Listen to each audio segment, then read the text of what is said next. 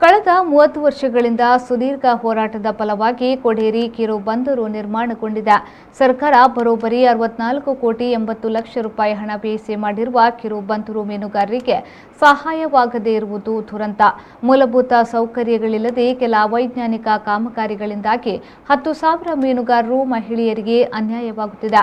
ಈ ಬಗ್ಗೆ ಸಂಬಂಧಪಟ್ಟ ಇಲಾಖೆ ಅಧಿಕಾರಿಗಳು ಜನಪ್ರತಿನಿಧಿಗಳಿಗೆ ಮನವಿ ಸಲ್ಲಿಸಿದ್ರು.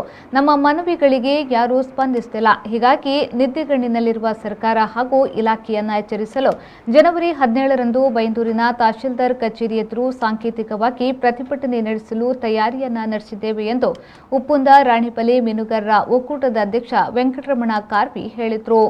ಅವರು ಉಪ್ಪುಂದ ಸಮೀಪದ ಕೊಡೇರಿ ಕಿರು ಬಂದರಿನಲ್ಲಿ ಆಯೋಜಿಸಿದ ಸುದ್ದಿಗೋಷ್ಠಿಯಲ್ಲಿ ಮಾತನಾಡಿದರು.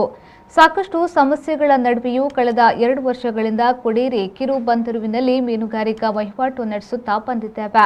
ಈಗಾಗಲೇ 400 ಮೀಟರ್ ಬ್ರೇಕ್ ವಾಟರ್ ಕಾಮಗಾರಿ ಕೊನೆಯ ಹಂತಕ್ಕೆ ಬಂದು ತಲುಪಿದೆ.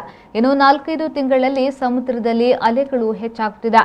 ಅಷ್ಟರೊಳಗಡೆ ಹೂಳೆತ್ತುವ ಕಾರ್ಯ ನಡೆಯಬೇಕು. ಸಮುದ್ರದ ಅಲೆಗಳು ಹೆಚ್ಚಿರುವುದರಿಂದ ದೋಣಿ ಇಲ್ಲಿಗೆ ಬರಲು ಸಾಧ್ಯವಾಗದೆ ಅನೇಕ ಸಾವು ನೋವುಗಳು ಸಂಭವಿಸಿದೆ.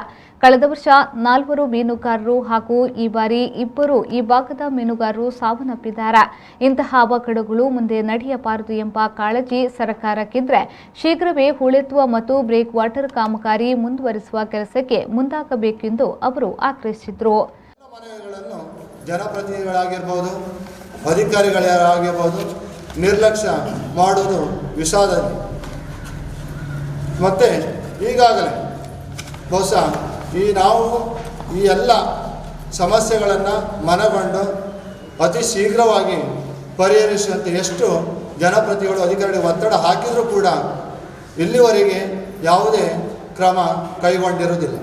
ಈಗಾಗಲೇ ಕಳೆದ ಸುಮಾರು 2 ತಿಂಗಳ ಹಿಂದೆ ನಾವು ಪ್ರತಿಭಟನೆಗೆ ಒಂದು ಡೇಟನ್ನು ಫಿಕ್ಸ್ ಮಾಡಿದವಾಗ ಆವಾಗ ಪವರ್ ಸಪ್ಲೈ ಕೂಡ ಕೊಟ್ಟು, ತದನಂತರ ಟಾಯ್ಲೆಟ್ ಬಾತ್ರೂಮ್ನು ಕಟ್ಟಲಿಕ್ಕೆ ಕೂಡ ಚಾಲನೆ ಕೊಟ್ಟಾವಾಗಲೇ ಹೊಸ ಯಾರೋ ಕಿಡಿಗೇಡಿಗಳು ನೈಟಲ್ಲಿ ಬಂದು ಕೂಡ ಅದನ್ನು ಕೂಡ ಒಡೆದು ಹಾಕಿದ್ರು. ಆದರೂ ನಾವು ಸಂಬಂಧಪಟ್ಟ ಅಧಿಕಾರಿಗಳ ಗಮನಕ್ಕೆ ತಂದರೂ ಕೂಡ ಯಾವುದೇ ಕ್ರಮ ಕೂಡ ಜಾರಿಯಾಗಲಿಲ್ಲ. ಹಾಗೆ ಇನ್ನು ಮುಂದೆ ಕೂಡ ಆ ಬ್ರೇಕ್ ವಾಟರ್ ಏನೀಗಾಗಲೇ 400 ಮೀಟರ್ ಮುಕ್ತಾಯವಾಗಿದೆ, ಅದು ಕೂಡ ಮುಂದುವರಿಬೇಕು. ಮುಂದುವರಿದೇ ಇದ್ದರೆ ಇನ್ನೂ ಆಗಿದ್ದಾಗ ಅನಾಹುತ ಆಗುವ ಸಾಧ್ಯತೆ ಕೂಡ ಇದೆ. ಹಾಗೆ ಇವತ್ತು ಕೂಡ ನಾವು 17ನೇ ತಾರೀಕಿಗೆ ಏನು ಬೃಹತ್ ಮೀನುಗಾರರ ಪ್ರತಿಭಟನೆ ಮಾಡುವುದನ್ನು ಕೂಡ ನಾವು ನಿಶ್ಚಯ ಮಾಡಿರುತ್ತೇವೆ. 1 ದಿನದ ರಜೆ ಘೋಷಣೆ ಮಾಡಿ ಎಲ್ಲರೂ ಕೂಡ ತಹಸೀಲ್ದಾರ್ ಆಫೀಸಿಗೆ ಹೋಗಿ ಸಾಂಕೇತವಾಗಿ ಏನು ಕೋವಿಡ್ ಏನಿದೆ ಅದರ ನಿಯಮ ಅನುಸಾರವಾಗಿ ಅದೇನು ಕಾನೂನು ಉಲ್ಲಂಘನೆ ಆಗದೇ ರೀತಿಯಲ್ಲಿ ಕೂಡ ನಾವು ಅಲ್ಲಿ ಪ್ರತಿಭಟನೆ ಮಾಡಲಿಕ್ಕೆ ಡೇಟ್ ಕೂಡ ಫಿಕ್ಸ್ ಮಾಡಿದ್ದೇವೆ. ಸುದ್ದಿಗೋಷ್ಠಿಯಲ್ಲಿ ರಾಣಿಪಲೆ ಮೀನುಗಾರರ ಒಕ್ಕೂಟದ ಉಪಾಧ್ಯಕ್ಷ ತಿಮ್ಮಪ್ಪ ಕಾರ್ವಿ, ಕಾರ್ಯದರ್ಶಿ ಸುರೇಶ್ ಕಾರ್ವಿ, ಕೋಶಾಧಿಕಾರಿ ನಾಗೇಶ್ ಕಾರ್ವಿ, ನಿರ್ದೇಶಕರಾದ ನವೀನ್ ಕಾರ್ವಿ, ಸೋಮಶೇಖರ್, ಶಂಕರ್, ರಾಘವೇಂದ್ರ, ಶರತ್, ಶ್ರೀನಿವಾಸ್, ಕೃಷ್ಣ ಕಾರ್ವಿ ಹಾಜರಿದ್ದರು. ಶ್ರೀಕಾಂತ್ ಹೆಮ್ಮಾಡಿ, ವಿ4 ನ್ಯೂಸ್, ಕುಂದಾಪುರ.